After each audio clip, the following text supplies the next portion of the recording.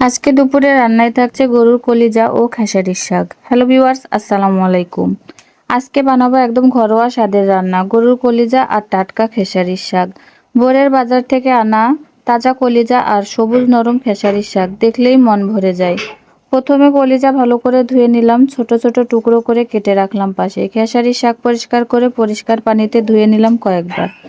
এবার কড়াই বসালাম চুলায়, তেল গরম হলে দিলাম পেঁয়াজ কুচি। পেঁয়াজ ভাজতে ভাজতেই ঘর ভরে গেল মিষ্টি গন্ধে। এরপর দিলাম রসুন, কাঁচামরিচ, হলুদ, মরিচ আর জিরার গুঁড়া। মশলা কষতে কষতে রান্নার আসল মজা শুরু হয়ে গেল। এবার মশলার মাঝে দিলাম গরুর কলিজা, ভালো করে নেড়ে কিছুক্ষণ কষালাম।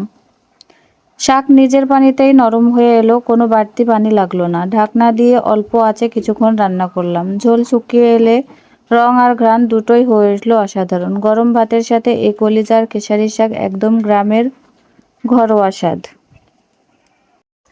এমন ঘরোয়া স্বাদের রান্নাই তো মনে প্রশান্তি এনে দেয়। যাই হোক, রান্নাটা কেমন হয়েছে কমেন্টে জানাবেন এবং ভিডিওটা ভালো লাগলে লাইক, কমেন্ট, শেয়ার করবেন। আল্লাহ হাফেজ।